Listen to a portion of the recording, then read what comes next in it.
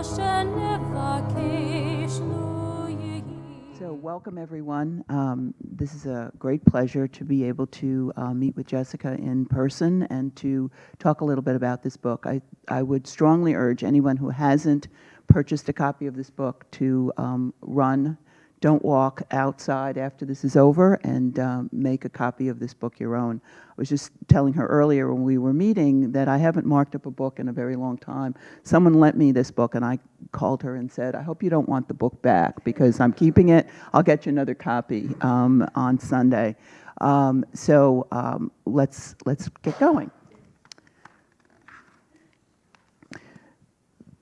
We spoke a little bit earlier about this, but Jessica writes about bias functioning like a circuit, as opposed to a huge, the way I thought about it was, we usually think about bias as this huge wall that has to be knocked down.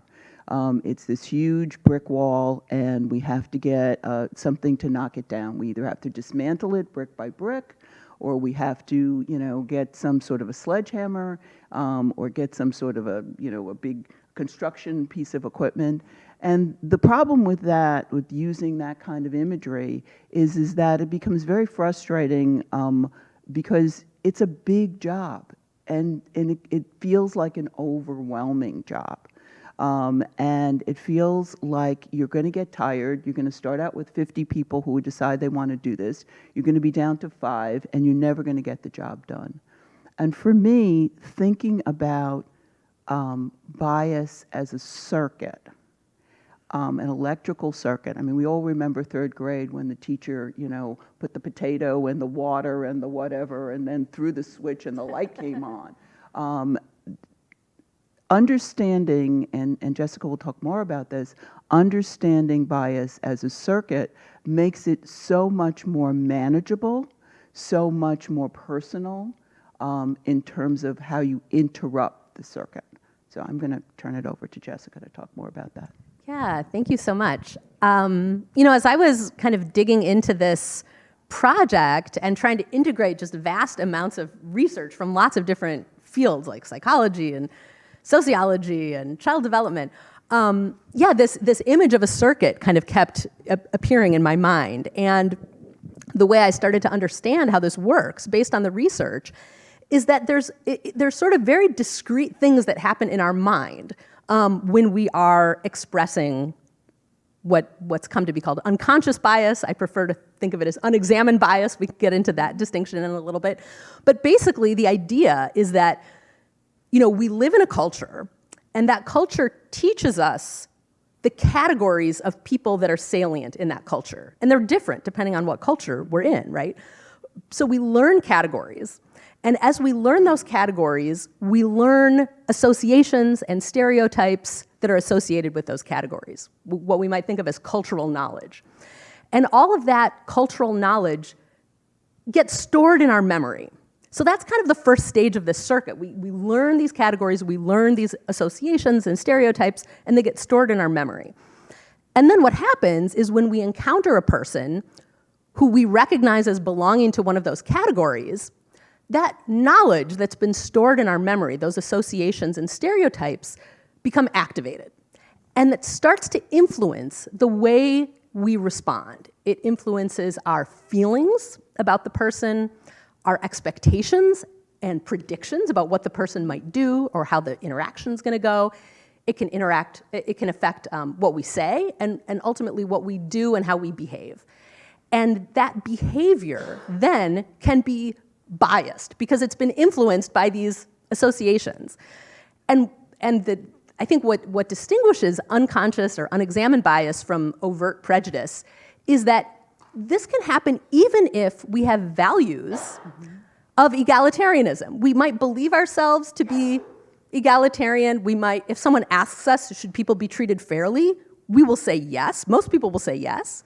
But because we have this kind of store of cultural associations, we might behave in a way that's not in line with our values. And I think one of the challenges that I really grappled with and why my book is focused on solutions is that it happens so quickly and so automatically that sometimes we're not even aware that we're being influenced by these stored stereotypes and associations. And so, I don't know, I'm kind of a visual thinker, so I think of it as if you could see my office at home when I was working on this project, I had this big whiteboard with like this, sort of diagram of this circuit as it happened, because I think what's also helpful about thinking of it as a circuit is then you can think about these specific stages and how to interrupt them, which is what most of the book is focused on, interrupting it and kind of trying to prevent that end result of biased behavior from happening. Thank you. I think that was a very good explanation about that. I too am a visual learner, so I was able to read this book and see the circuit in my mind. That's great. Thank you. Yeah, because I think I originally had a diagram, and then my publisher said, you don't need the diagram. You've already explained it. Exactly. No, very, very well talked about. So when we think about bias, and I have a couple notes in here, but when we think about bias, you talk about in the first part of the book that that bias can work in one's favor. Can you talk a little bit about that and what some of the upsides, obviously, and some of the downsides of that might be? Yeah, it's interesting. We I think always think about it as a negative, but certainly can work in your favor if someone's associations about your group are positive. The story that I begin the book with actually is the story of a neurobiologist named Ben Barris, who had this fascinating experience because he transitioned in his 40s and had been seen by the scientific world and the world in general as a woman until his mid-40s, and then transitioned, became known as Ben, and then was seen by the world and by the scientific community as a man. And I interviewed him several times over the years, and he had this fascinating sort of before and after experience of just how different he was treated. He had no idea the extent to which his gender had influenced his treatment until he experienced the life as a different gender. And what he noticed after becoming Ben and being seen as Ben was people stopped interrupting him. People gave him the benefit of the doubt. He was listened to more in meetings. He said he was even treated better when he went shopping. Like things that he never had imagined had been going on. He didn't realize he'd been treated badly while shopping until that treatment disappeared. So it was kind of like, it was like being able to see the petals of a flower under ultraviolet light, new patterns that he'd never seen before. And so certainly, after his transition, he was treated differently, in a positive way, and that can certainly happen. I think that I had a really interesting conversation the other day. I was a guest on a conservative podcast, and most of the podcasts I'm on are more left-leaning. So this was kind of a new experience for me. It was a kind of a right-leaning podcast. And the interviewer said, well, Jessica, aren't biases sometimes good? Isn't it helpful sometimes to be biased? Isn't there something positive about this?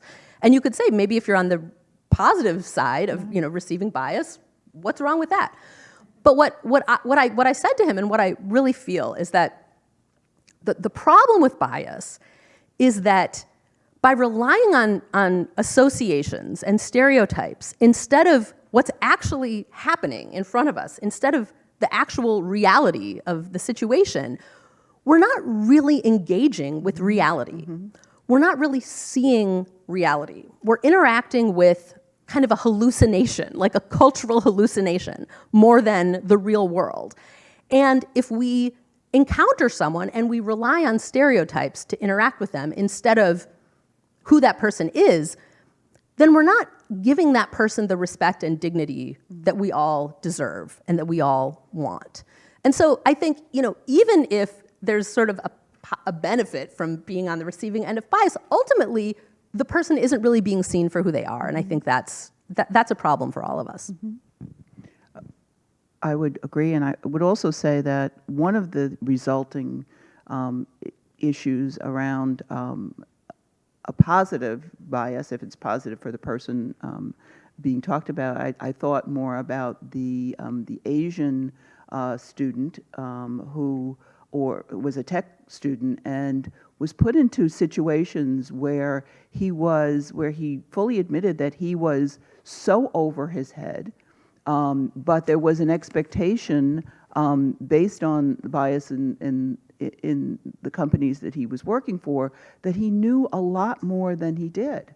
So he was pretty traumatized by this situation because he's now suffering from imposter syndrome. He knows he doesn't know how to do this, but the second he walks in the room, he's being asked questions. People are listening to him closely. There's an expectation that he's going to know how to do something that he doesn't know how to do. So he's not, as you said, there is a hallucination here, and he's not really being seen or respected. Like, why couldn't he come in and learn something? Why does he have to have the answer all the time? Yeah. And I thought that was a very, as you said, most people would say, well, what's the matter with that? You're okay, you're making out fine. Mm-hmm. But you're not really making out fine. That person's not really making out fine. I mean, it also, gives people permission not to go deeper. They figured, oh, it's the Asian guy. He's good in math. He'll get this done. Yeah, and I mean, we certainly saw that with, the affirmative action case at the Supreme Court with the students at Harvard. One thing that came out during that process was that Asian students were systematically being downgraded on personality by guidance counselors. And so there we see, a huge disadvantage of certain stereotypes. You also talk about what behavior change requires. And you talk about three things. One is an awareness of the problem. Two is the motivation to change. And three are strategies to replace responses. Can you talk a little bit about that, expand on that? Yeah, absolutely. One of the things that I was really curious about was whether anti-bias training actually works. Mm-hmm. Because most companies now have some kind of bias training, implicit bias training. And the truth is, most of these trainings haven't been evaluated. So they could be making things better.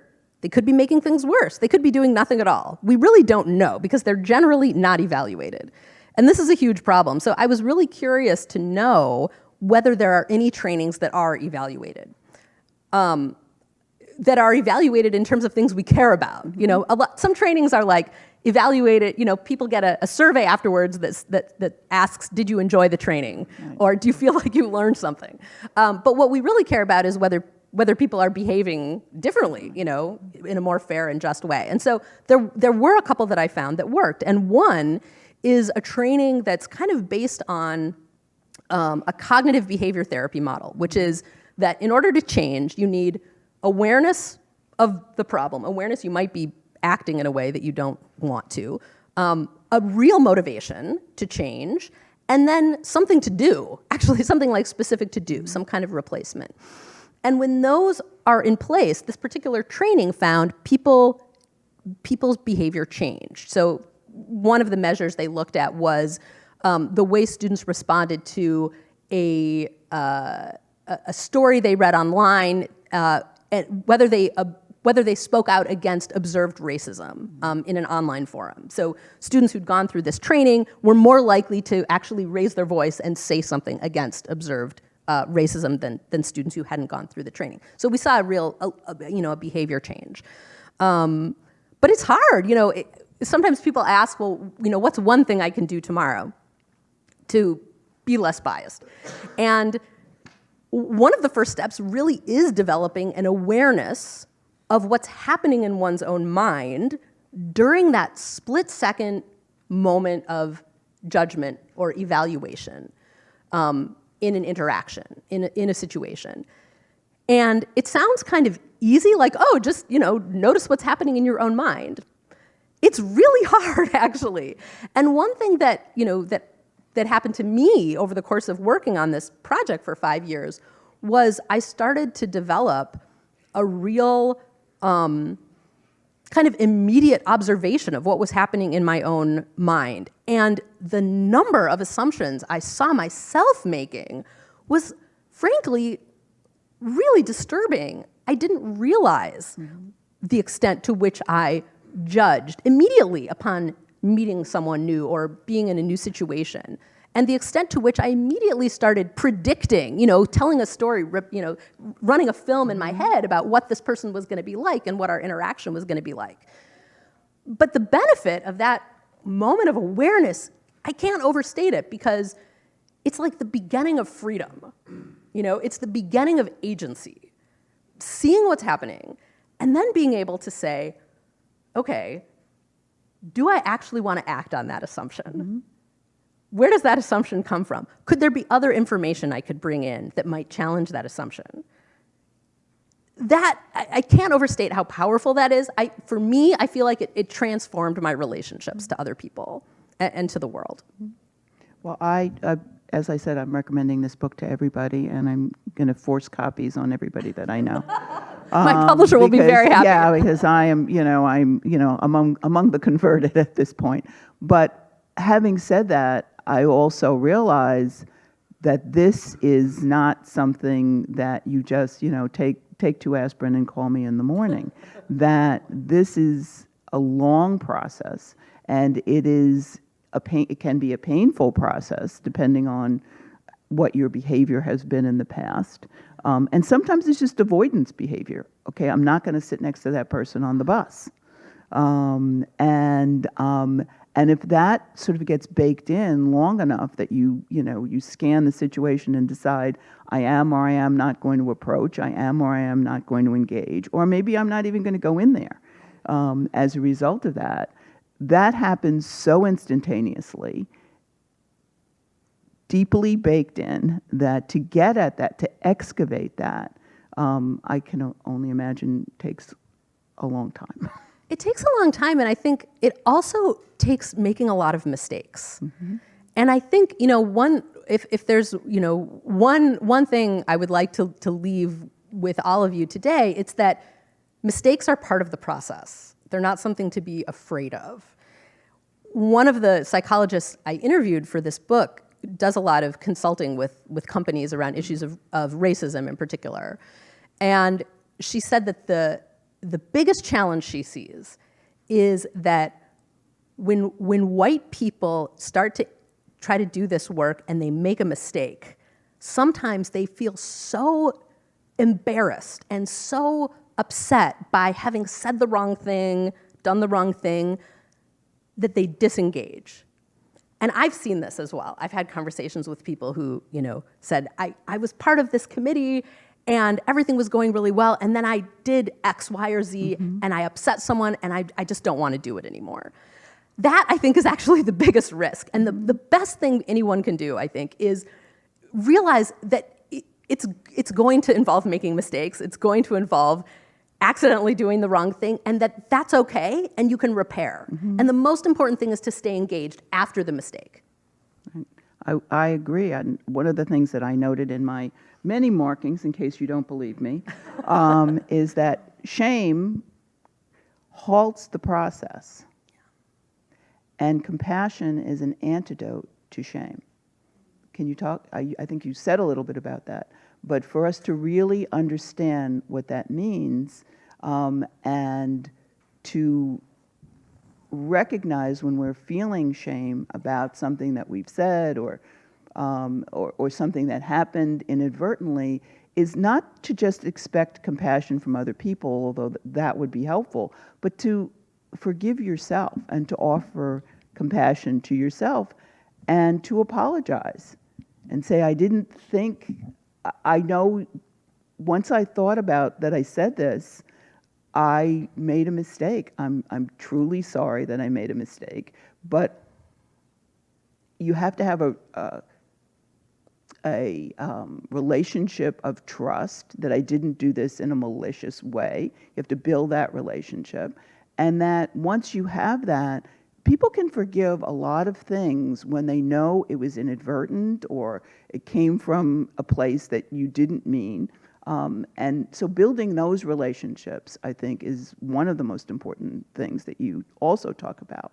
Absolutely. Yeah, and I think, a piece of that compassion, and I haven't been perfect with this myself. I mean, during this process, I made a particular mistake where I upset some people. And I went through this process where I felt really defensive. And then I got kind of angry, like how dare they, assume that I have a bad intent. I did some bargaining in my head. I thought, well, if only a few things had gone differently, I wouldn't have made that mistake.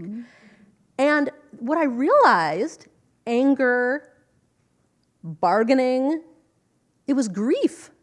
It was a grief process that I was experiencing.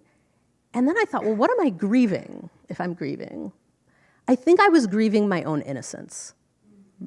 I think what I was grieving was the loss of a sense that I had already figured this out.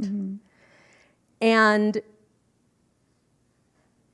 what I've come to understand and what I really feel is that we're all on some kind of journey and we're all at some place in that journey.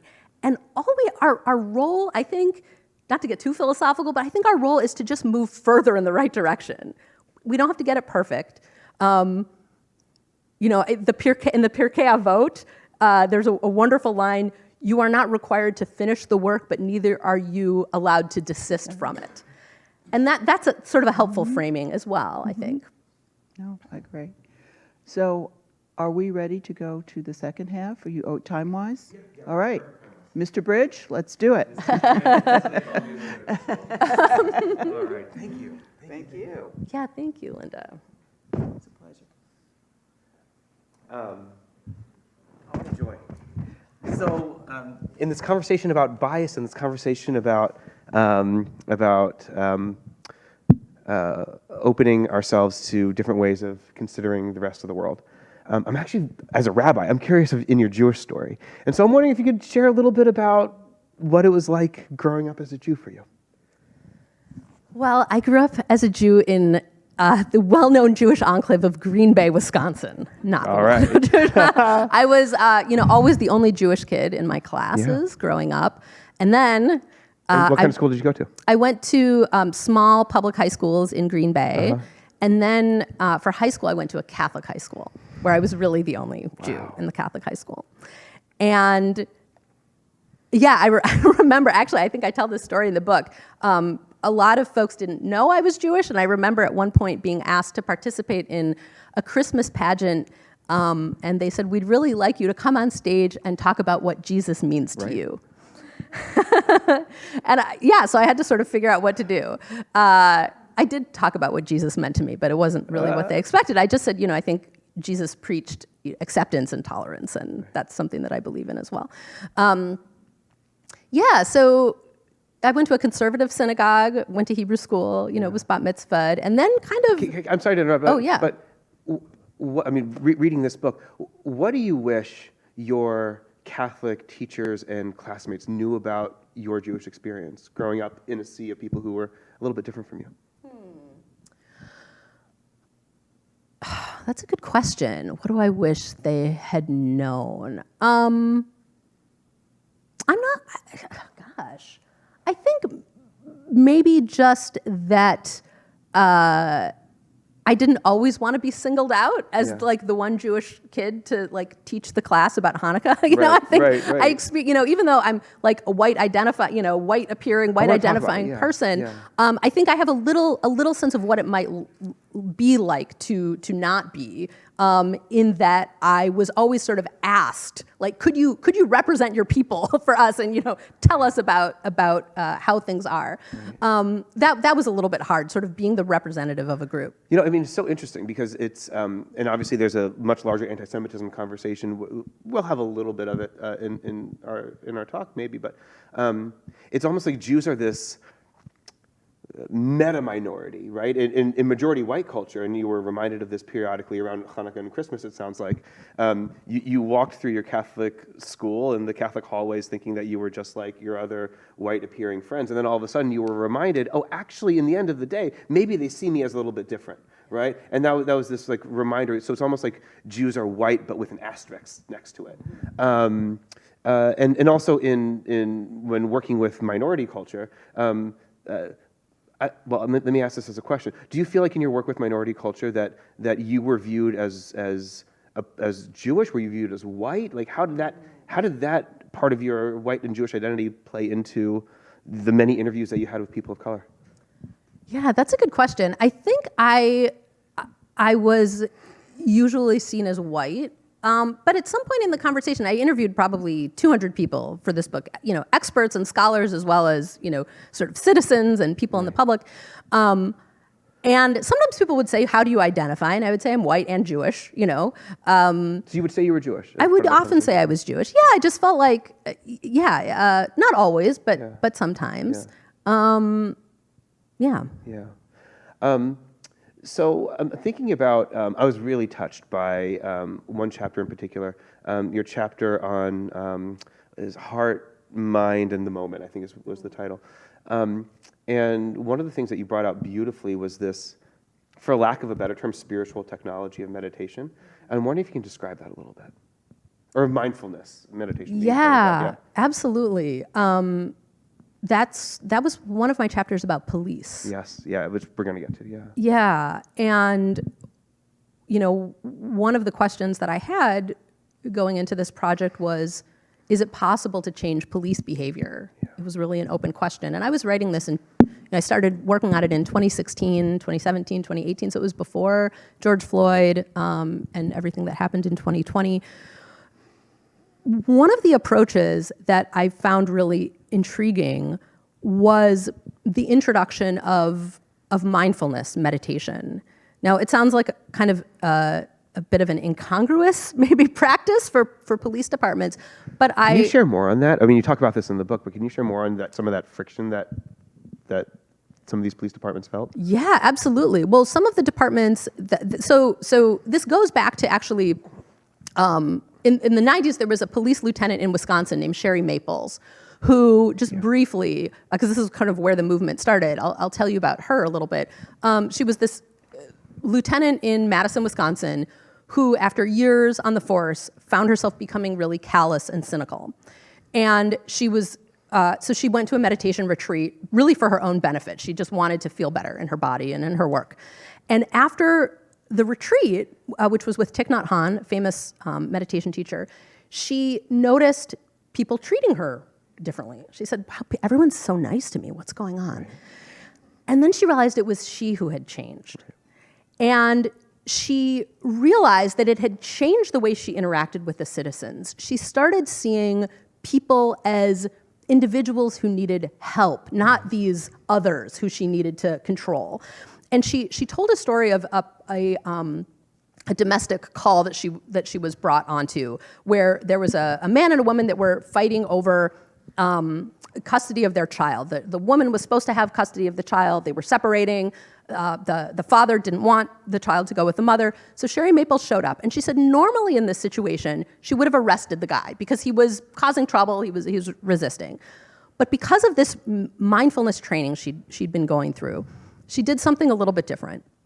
She asked the mother and daughter to go sit in the car and go talk, and she decided to go talk to the husband, to the father. And she knocked on the door. It was this huge towering guy, like 6'4". She was this tiny woman. 5'3", right? Yeah. Or something like that, yeah. She said, I understand there's some conflict, and I can see you really love your daughter. Can I come in and talk to you? Right. And he said, okay. And so she came into the house. She sat on the couch next to him. They started talking, and he began weeping. And she said, defying all of her police training, she reached over and held him in her arms. A few days later, she ran into him in the community, and he came up to her, and he gave her a big bear hug. And he said, you saved my life. And she said, when she was reflecting back on it, she said what she realized was that she now saw that this was a suffering human being who needed her help. Right. How different from how she had been trained, and how different from how she'd been practicing. Mm. And so, there are a few police departments that are starting to incorporate mindfulness training out in Oregon. I spent some time with these departments and sat in on some of their retreats and some of their trainings. It's really interesting work, and it's really challenging because it's so countercultural for police to sit with their emotions and sit with their thoughts and practice calm and practice, practice meditation. Right, because as you say in the book, so much I don't want to describe the prevailing culture of entire law enforcement, but it, as you describe, it's about shutting down, it's about erecting walls, right? And how do you open up and tear down those walls a little bit, or at least start to peer through them? As I was reading this book, and this part specifically, I mean, I was tuned into the spiritual part of this book and the mindfulness practice that you brought in. But so much of this book felt Jewish, and felt like it was emanating from such a Jewish place, because of all of the white-appearing people in the world, Jews have a great encounter with minority status, and so I was thinking about some of these Jewish spiritual technologies, and I'm thinking about. Well, let me say this. Rabbinic commentary is all about reading the footnotes, right? Where it's just like footnote after footnote and then commentary on the footnote, and that's how we get 2,000 years of Jewish tradition. You've got a zinger of a footnote in here. It was so much that I want to read it, because it felt like it was a part of your book, and then it became a footnote instead. Do you all read the footnotes? Are you footnotes people? There you go. Data on people killed by police. You know this? Do you remember this footnote? I'm not expecting you to. I know you wrote the book a while ago. Sure I'll summarize it. I'm not going to read. That basically we have statistics for how many people are stung by jellyfish, and no reliable tracking device for how many people are killed by law enforcement. Right. We do, however, keep national statistics on the number of people stung by jellyfish, coral, and bees. Right. An amazing footnote. And so one of the spiritual technologies, again, for lack of a better term, that we as a people take very seriously, especially around the season of Teshuvah, of the high holidays, is cheshbon hanefesh, is an honest accounting, right? But a tracking, a keeping track of what we've done and who we've become. And I'm wondering, you talk about violence from law enforcement here. If you were to take a national temperature for like our real cheshbon hanefesh, if you were to assess where we are, specifically in terms of this chapter, but on police violence and law enforcement brutality, what things would you be tracking? In terms of how we're thinking about police violence. Exactly. I think it's such a big. We could have a whole conversation about police, particularly in light of the recent events of Memphis. Right. You know, when I think about policing and why this keeps happening, it can't keep happening, and it keeps happening. Right. I think about the way that we incentivize police officers, because culture is the sum of what you reward and what you punish. And we talk about accountability, so we talk about the punishment piece, which is of course critical. Right. But by the time we're punishing someone, it's too late. Someone's been hurt or even killed. And I think what we don't talk about enough is how we reward police and how we incentivize them, because, what we need to do, and actually I have like a chapter about some work that was done in Watts that was really about trying to change incentives. What we need to do is be very clear about how we want police to interact with people, and what are the measures of respect, dignity, kindness, and love. I would go so far as to say love, that we want police to be expressing toward people. And then how do we reward them for that behavior? How do we tie it to pay and promotions specifically? Honestly, I think it comes down to pay and promotions. And because right now, police are not paid and promoted according to how much dignity they accord to the citizens. What are the criteria? Often arrests. No kidding. Sure, arrests. Culturally, there's a reward for being tough. I mean, this group in Memphis, the Scorpion group, is a lot like the crash unit that was the cause of the Rampart scandal at LAPD in 1998, which was also an elite crime-fighting unit that ended up behaving as a gang, brutalizing people, and kind of being a paramilitary organization within LAPD. I think we're going to keep seeing that unless we change specifically how we tie behavior to pay and promotions. That's fascinating. I guess my last question is, my last question. I want to talk about relapse, because people can go to bias training programs, anti-bias training programs. We can go to conversations like this. We can read incredibly powerful books like this. We can witness the horror of George Floyd being murdered. We can march on the streets, and then, as you said, we have what happened with Tyree Nichols.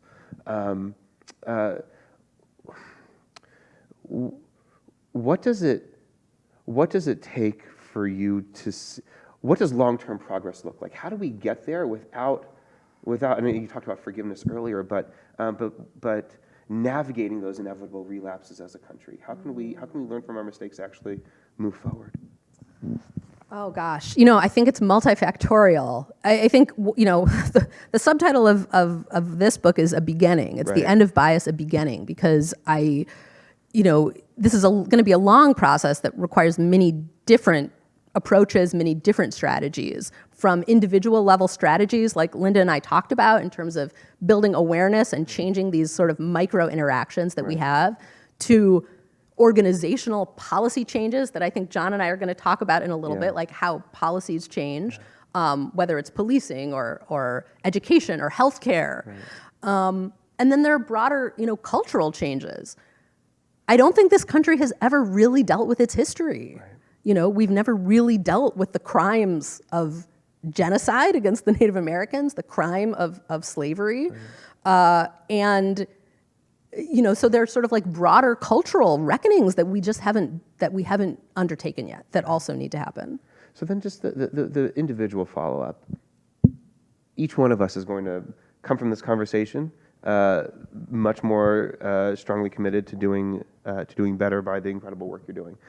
Within a week, we will all do something that we wish we had not done based on this conversation. What advice would you give our future selves if and when we go back to a version of ourselves that we hope we had learned from? Yeah, I mean, that is inevitable. This is a process. As I was saying earlier, I think there is a little bit of a 2 steps forward, 1 step back. As long as we're sort of going in the right direction, I think that's all that we can do. We need to just take the next step. And if we make a mistake and do the wrong thing, or forget to pause and notice a reaction, and then we act on an assumption instead of what's really happening in front of us, I think the best that we can do is say, okay, I screwed up. I'm human. I screwed up. Maybe if I need to ask for forgiveness from someone or apologize, I can do that and move on and not get stuck. I think the most important thing is to not get stuck. Keep going. And the reason, I think toward the end, I'd love to read a couple of paragraphs about what the benefit of this work is. Because I think we talk about it a lot as like work. There's a lot of joy and benefit that comes from transforming our own interactions with others as well. Beautiful. Thank you. Thank you. Thank you. Thanks. I'm going to pass the mic. Has this ever happened before? This like round robin author conversation? Anyone else want to come up? Why not? There's another chair. So in many ways, that's the perfect transition into what I really intended to talk about, your last part of the book called Making It Last. But before we get into that, you and the rabbi were having a conversation about this recent horrific event in Memphis, and you said that could be a whole nother conversation. I just want to be sure you have had an opportunity to talk about it to the extent you want to, given its recency, and whether you want to couple also anti-Asian sentiment that's going on right now because of the shootings in California at all, just before we dive in on that, and particularly what impact do you think it has on bias that the 5 police officers were black? Because I remember when President Kennedy was killed, and my parents said, "Thank God Lee Harvey Oswald wasn't Jewish." And and this is the way I think a lot of people look at these events, which is, how's it going to affect my people? So I'd be interested in your observations of that before we dive into the last part of your book. Yeah, it's interesting. One of the things that I encountered a lot while working on this project was an assumption from many that that if a person belongs to a particular group, they're not going to have bias against that group. And we all live in this culture. We all are absorbing messages, and it might be buffered a little bit. As a woman, I might have a little bit of a different angle on sexism because I'm a woman and because I've experienced sexism, but that doesn't mean that I haven't stored, thousands of years of, patriarchal, assumptions about women, associations about women in my mind. And I, as a woman, have noticed myself making assumptions about women that are harmful.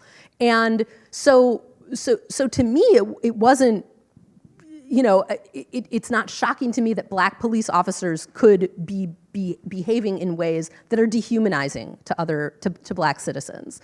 I think it also, points to what we were talking about a little bit earlier, which was the culture that these police officers are inside, and the kind of incentives that they are beholden to, what they're rewarded for, and what's seen as, positive police behavior. That is that's going to cut across race and ethnicity and all sorts of social, identities. In a way, so I think perhaps this recent incidents in Memphis shows just how important police culture is as well, beyond just the skin color of the police officers. Well, two thoughts I have listening to that. One is that what I'm concerned about is that that white people will see this as a pass because it didn't happen this time from a white police officer. We can move on more quickly, which is the wrong conclusion for the reasons you said, and they're obvious. And the second thing is, I'm a lawyer, as you know, and I do a seminar for clients called The Creation of Incredibly Stupid Documents, because they are the bane of my existence and as a litigator, and have been, and most of them are emails. But one of the things I've noticed in any culture is when you create a paramilitary type mentality amongst certain people, whatever it is. It can be the M&A people in a company, it can be the marketing people, whoever are perceived to be, the elite force that comes in, you run the risk of that kind of insular culture that's out of touch. And I think it happens all the time, and I think maybe that's what you're touching on with Memphis. Yeah, absolutely. Something else that this is making me think of is a conversation I had with a longtime lieutenant out in Oregon who said he was someone who'd gone through the mindfulness program and had originally been really resistant to it. Most police were very resistant to the idea of mindfulness or meditation. But this guy because he'd had a relationship with someone, we can talk about relationships and the importance of relationships as well. Because he'd had a relationship with someone who was a big proponent, he decided to go through this mindfulness program. And he said, Jessica, after decades of being in policing, you really start to see people as objects. You think there's a doper, there's a drug fiend, there's a jerk, and it's really easy to dehumanize. But he said it grinds both ways. You're dehumanizing the citizen, and in the process, you're getting dehumanized. And that's something else that I saw in this tragedy in Memphis. What has happened to those officers that caused them to lose their humanity completely? That's something else that I think we need to think about as well. Yeah, I mean, we just had MLK Day, and he spoke as well about how the oppressor is, you don't want to equate, as you say in your book, you don't want to equate the harm that's been done, but the oppressor is less than whole by being an oppressor. So I take your point. Turning to the last section of your book called "Making It Last," I'm interested in some of the terminology you use. So you start, the first chapter is designing for flawed humans, and I think there's tons in that. Designing and then flawed people, which picks up on the rabbi's point. We're going to all go back and become flawed people again after this conversation.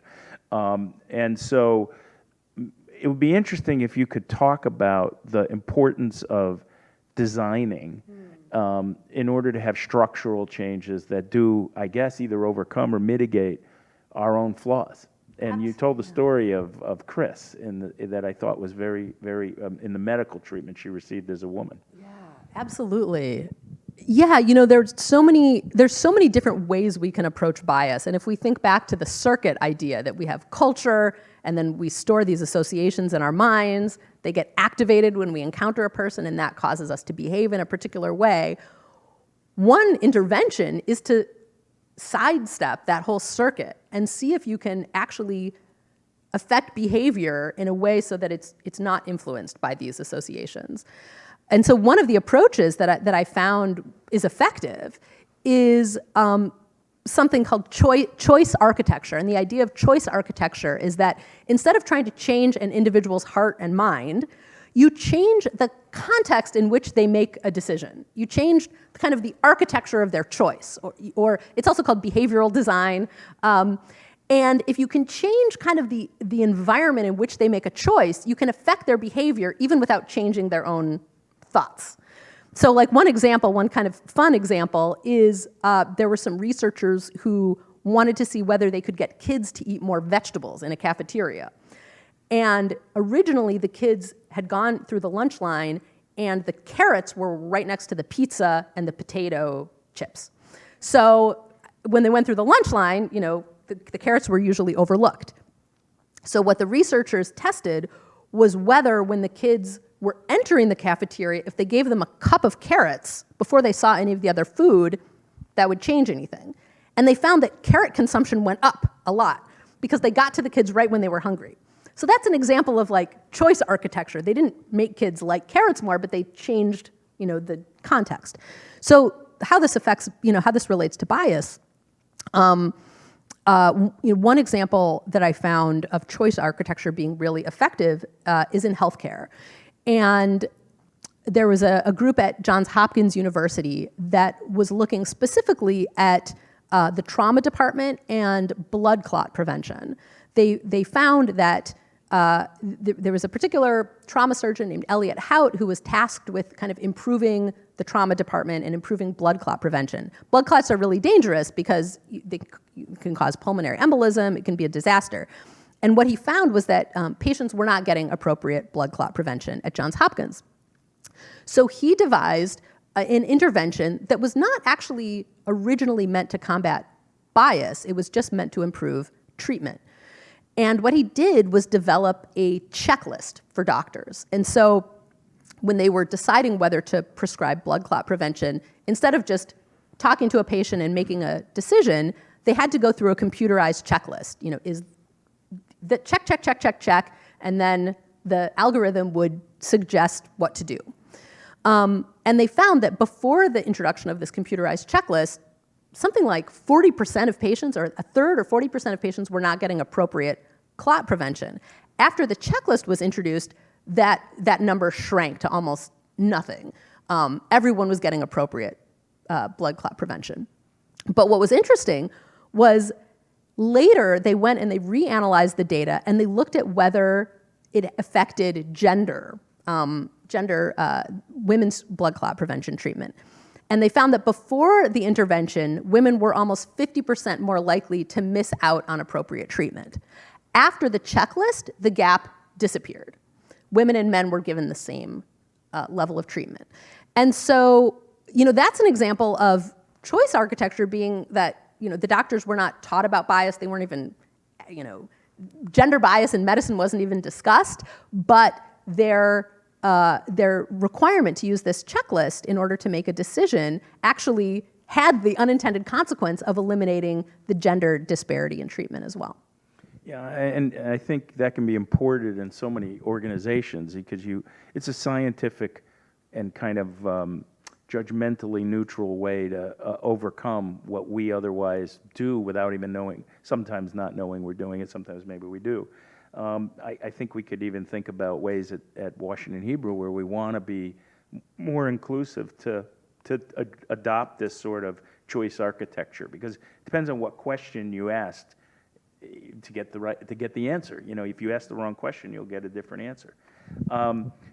following up on that, you have a chapter that says dismantling homogeneity, and you talk again about the design, but I think the point that resonated with me was the design has to be right. If the design is flawed, then the outcome's going to be flawed. And you talked about Twitter and the way Twitter was designed to be one thing and became something completely different, or in addition to what it was designed to be, became something very dangerous and harmful. And the reason it was missed was because the designers were all alike, and they didn't have the experience to design to prevent that. Maybe you want to share a minute on that, because I thought that was really interesting. So when we design these things to overcome it, we have to be really conscious of being inclusive in how we do the design. Yeah, you know, there's this idea in computer science called Conway's law. It was developed by a computer scientist named Melvin Conway, who observed that the structure of a computer program always reflected somehow the structure of the team that designed it. So if you had four groups that were working together to create a piece of software, the software would have 4 different parts. And this idea has kind of come to mean that any kind of product is going to reflect in some way the people that created the product. And so in the Twitter example, what's interesting to me is that Twitter was designed by 4 white guys, and who had grown up with bulletin board, you know, the BBS bulletin boards in the 80s and 90s, and they had not experienced online harassment. They had not experienced being abused in bulletin boards. If they had, they would have anticipated, I think, they would have anticipated that this software they were creating was going to enable, they would have had to think about it. They would have had to think about the possibility of harassment and abuse on Twitter. But because they hadn't experienced it, they were a very homogenous group, that idea was never incorporated into the architecture of Twitter. And as a result, you know, Twitter became kind of an abuse machine for a long time. I think it still is, a way to actually harness and kind of amplify harassment. And so, yes, so, you know, the idea that any sort of project that's undertaken that's going to have some sort of social impact really needs to involve a wide variety of people so that we can anticipate what its impact is going to be. You know, and you also touch in that part of the book on a very successful attempt to do this in the MIT mechanical engineering faculty in the department concerning the hiring of faculty. And you put the choice, and I see this in the legal profession very starkly. You say you can either try to improve the environment and then wait patiently for the desired results, which is what the legal profession has been doing, and it has not resulted in the desired results yet. Or you can proactively go after the problem and make a very conscious decision that you're going to, not to use Linda's phrase, knock the wall down, but you're going to be intentional and you're going to bring in enough people to make a difference. And you're going to use preferential hiring and things like that, and you're going to be willing to withstand the criticism that comes from that, because that's the only way you'll get systemic structural change. I thought that part of the book was great. Maybe you could share that story. Yeah. So I spent the first 2 years of my college education at MIT, and actually my freshman roommate is here, which is very exciting at MIT. And when we were there, the mechanical engineering department, I think, was 20% women, 80% men. And there was 1 woman faculty member out of 72. And the department, over the years, it's kind of a long story, which I tell, but long story short, the department was really trying to figure out how to improve the gender disparity in the faculty. And they decided to do something that was an interesting approach to preferential hiring. They knew that they couldn't sort of change the standards by which they hired, because every faculty member who's hired at MIT as a junior faculty needs to be seen as someone who could get tenure. So they need to be seen as a very top performer in their field. So what they decided to do in mechanical engineering was change the sort of scope of the criteria. So for instance, whereas beforehand, they might have looked for a faculty member in nanotechnology sensing, they broadened it to nanotechnology in general. So they made the umbrella, maybe umbrella isn't the right word. They made basically the pool of applicants bigger by being less specific about what they were looking for. They were still looking for the top performers, but they could come from a variety of different areas, subdisciplines.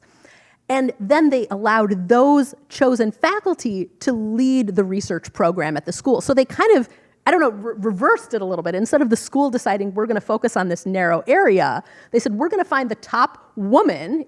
Sorry, I left out the fact they were looking for women. We're going to find the top woman in this broad field, and then that's going to become our research focus. And that was quite successful. They were able to hire, I think, seven really top-performing women mechanical engineers within a very short period of time. All who have like gone on to do incredible work, which I talk about.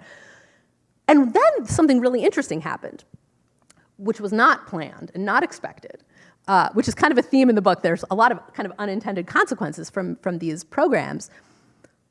What ended up happening was women undergraduates started gravitating to mechanical engineering. That was not actually part of the plan. They were really just trying to change the faculty makeup.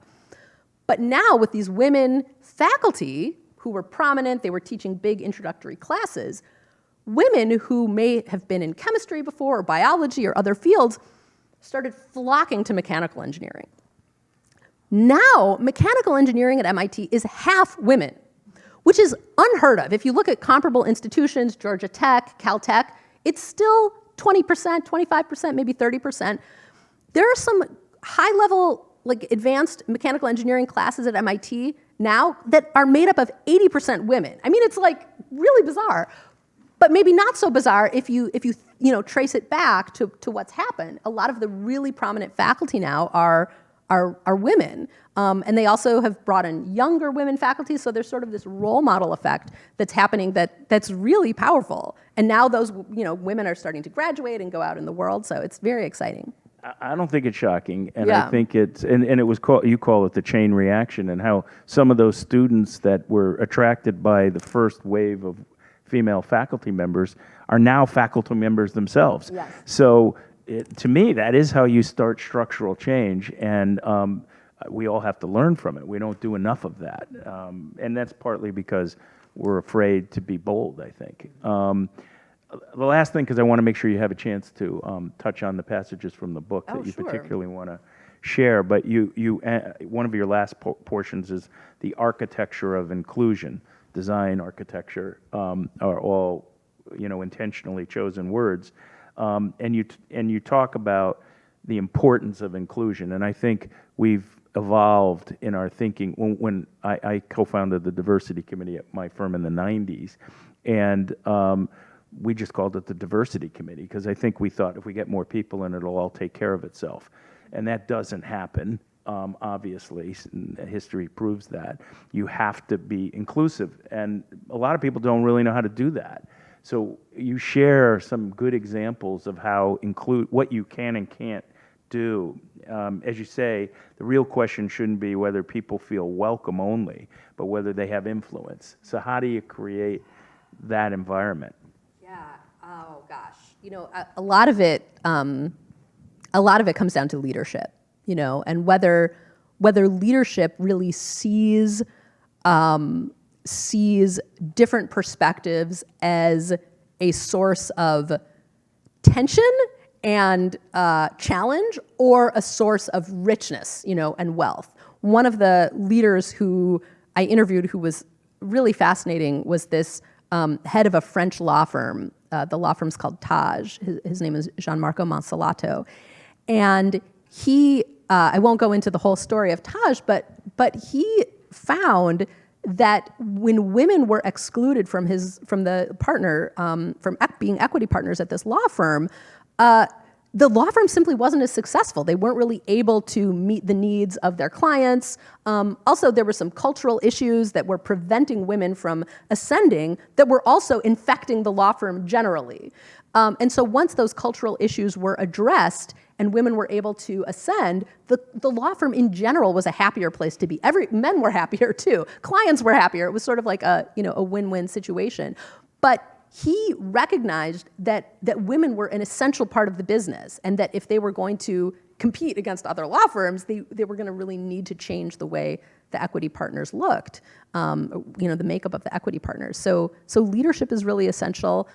There's a lot we could talk about with inclusion, but we'll leave it there. Yeah, it seems like it's leadership and commitment to it. You have to decide you want to do it. You can't just wait. So anyway, I know there are portions of the book that you want to particularly focus on and share with all of us. I too have highlighted it and already recommended it to people. So anyone could borrow my highlighter. I have it here. Yeah, I wanted to, when Linda and I were talking a little bit earlier about kind of the work and commitment this takes, I just wanted to highlight what the rewards are, of undertaking this challenge of trying to reduce bias, and why I think it really benefits all of us. So I just wanted to read a couple of paragraphs from toward the end of the book about what happened to me when I went through this journey. As I examined and confronted my own biases, my relationship with the world began to change. Friendships grew deeper and richer, both among people with whom I shared many social identities and among those with whom I shared few. Difficult conversations became more manageable. As I became more confident I could repair my relations with others, it became easier to risk venturing into the unfamiliar. When someone across a social difference reached out to me in friendship or trust, I rushed in, knowing there was information in that exchange I needed. For much of this project, I struggled with what felt like a paradox. The fact that emphasizing differences carries the risk of entrenching essentialist stereotypes and increasing prejudice and discrimination. But downplaying differences can generate feelings of invisibility and disrespect. In time, I came to see that the choice was false and impossible. We are all of these. We are similar, sharing the need for belonging, fresh air, vegetables, and human connection. We have differences, born from our ancestries and bodies and contexts created by people long dead. And we are individuals, as particular as the markings of a human iris. We have no patterns, wrote Audre Lorde, for relating across our human differences as equals.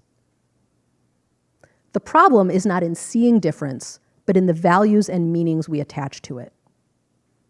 If we can grapple with our biases deeply enough to see one another in all our facets, perhaps we can begin to create the patterns Lorde imagined. We might, too, be able to feel our way into another's experience. This act of imagination is a prelude to caring, notes the South African scholar Pumla Gobodo-Madikizela. It is a prelude, perhaps, to love. Gobodo-Madikizela, who served on her country's Truth and Reconciliation Commission, writes that Descartes' famous notion, "I think, therefore I am," reflects a sense of individual existence, independent of others. In fact, she says, we exist in and through each other. Our humanity depends on our ability to bestow humanity on others. This truth surpasses the business case for ending bias. It strengthens the culture case, and it underpins the justice case. We end bias for the sake of others and for our own. Who might we become without our illusions and denials? We might become human and trustworthy. We might all become free. Thank you. That's why you have to buy that book. Linda, do you want to come so we can take questions, if there are questions from people, or, and of course, we thank you greatly, and we'll come back to that. But there may be questions, so for Jessica or anybody else. Yeah, question. So what inspired you to write, I mean, I haven't read the book, what inspired you to write this book? Was it childhood? Was it, you know, it's just so amazing. I'm just so excited. Thank you. You know, I'm a journalist, and I've been writing about bias and discrimination for many years. I was really frustrated as a journalist because our profession focuses on problems. We focus on describing problems, uncovering wrongdoing, exposing, you know, scams, trying to draw attention to problems. And I wanted to understand how to solve it. Like, what do we do about this problem? And so that was really the genesis of this book, was really trying to understand what approaches have been shown to measurably change people's behavior. There's a lot, you know, there are a lot of trainings and workshops and things that exist that can be good, but I really wanted to look at the research and look at the data about what changes people, not just in labs and, you know, experimental conditions, but in the real world, in actual schools and hospitals and, you know, cities. So that was really the origin of the book. I've taken those classes and I've gotten something out of them. Yeah. Thank you for the question. Any other Other questions? questions? Yeah, please. So, two warnings. I haven't read the book. The second one is that maybe then my question is very basic. But I've been working on language and the nuances of language. Hmm. And I assume that in the 80s and 90s, nobody can behave blatantly like that. You know, like say, I don't know, point to me and tell me something I don't know. You are a woman that doesn't know what you mean. But we have nuances in language. And we're starting to work on a project how to work with this organizational level-wise. And I was wondering, when you mentioned disengagement, what happens when I feel like, oh, I'm embarrassed? How can you work on that? Because whenever we tell people you have to go to a workshop, you know, because you're doing something that you shouldn't be doing, people immediately feel attacked. Yeah. I am not doing that. Right. Never do that. So the bias and mistake, the nuance in language is a mistake. How do you kind of work on that, like very with compassion, like no, I also made this mistake. Yeah. Let's work together on something. Yeah, it's a really good question. I mean, it's kind of the broader question is kind of how do you bring people into change who are resistant or not interested, right? So one way that has been shown to be effective comes from research around social norms. And the idea is that our behavior is not just a product of our own, you know, ideas and values, but it's also the product of other people's behavior and what we see other people doing. And particularly, we're particularly influenced by the behavior of people who are seen as popular and well-liked. And so one way to, like if you're part of an organization where there are people who are not interested in any of this, who, you know, say, I'm sick of it, or it's so annoying, and why do I have to think about this? One way to kind of bring those folks into the fold is to find someone that those people look up to, or someone who's seen as popular who is interested. And when people see others behaving in a particular way, and that behavior is seen as normative and popular and typical, then it can start to influence their behavior. And maybe you know, if someone has gone to a training and really liked it or got something out of it, and then they become someone who can spread the word.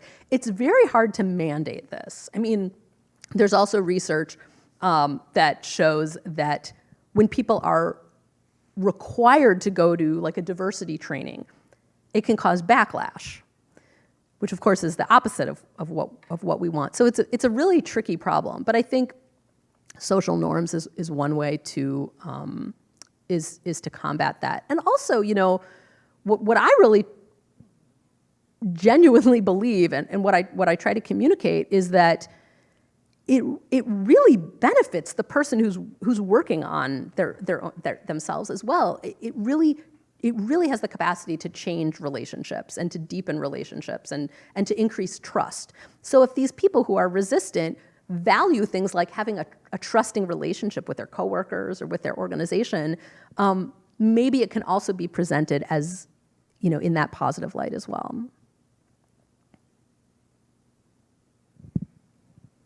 Yeah.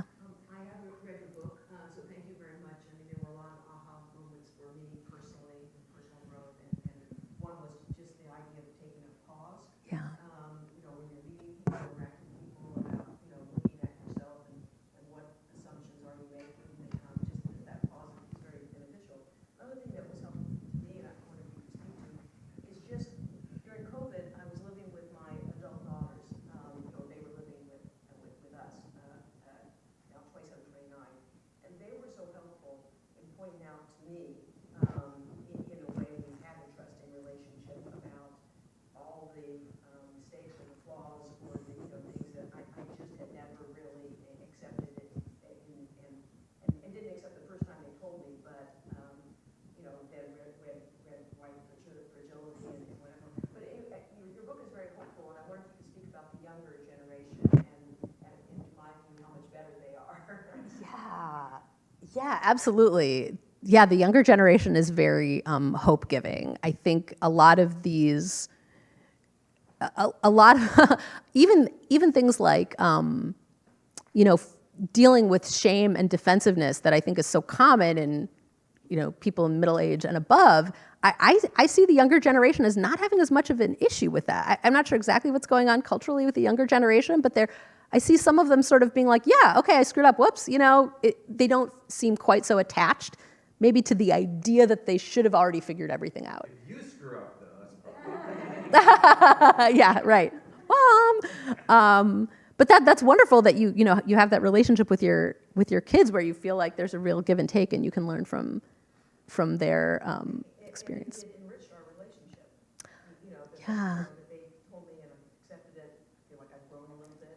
Right. I feel like I have a long way to go, and I acknowledge that. But it really deepened our relationship too. Absolutely. Yeah. Yeah, go ahead. I mean, as somebody who's known you probably longer than anyone else, This is my cousin Mike. one of the things I thought was really interesting in the book was the way in which, for those of us that don't think we have consciousness or always have everything, or you know, as you say on exams, the way in which our brains are wired to do two things: one, to put people in categories, put everything in categories. As young as we are, we put things in people in categories, and then the reward system for making a prediction, and then the dopamine that it gives you when you prove to be right. I make an assumption about a person and how they're going to act, and when that stereotype, good or bad, is shown to be true, that I get like a reward. My Right. brain's designed Right. evolutionarily to make this. Maybe you could talk a little bit more about that and how at the end of the book, you know, you have to sort of short circuit all that. Yeah. The results you want to achieve. Yeah, I mean, it's really interesting. I mean, stereotypes are sometimes true, you know, I should say, sometimes your prediction turns out to be true. Sometimes it's not true. So this is like a classic intermittent rewards pattern, which is how social media is built. It's built to give you rewards sometimes and not other times. It's the most addictive pattern that exists, which is why social media has used it as a way to addict us to all these platforms. And so we get a little bit of a hit, a reward when we're right, and we don't when we're wrong, and that, you know, makes stereotyping almost addictive. In some researchers' mind, it's seen as almost addictive. So it's very difficult. I mean, as we know, like, it's difficult to put down your phone. It's difficult to break that habit, and it requires sort of metacognition and an ability to pause, be mindful, observe what's happening, and then, create enough space to be able to break that. It's challenging. It really also speaks to, why we feel almost gleeful when we're proven right. Absolutely. When we say, oh, I know what's going to happen because this is what these people do. Right. And then something happens that confirms for you, and then you can just say, well, I knew that was going to happen. Right. Rather than digging deeper and saying, what is it that has brought me to decide that this is going to happen, and why am I happy that that happened? Right. Like, what's the deal with being happy at someone else's pain or someone else's, tragedy? Yeah, I think it builds up our sense of ourselves as being able to control our environment, feel confident and stable and certain, and it kind of, it gives us a sense of strength that comes at others' expenses. Yeah. I just had one more question. You end in your conclusion on a very upbeat, positive note, and I just want to know why.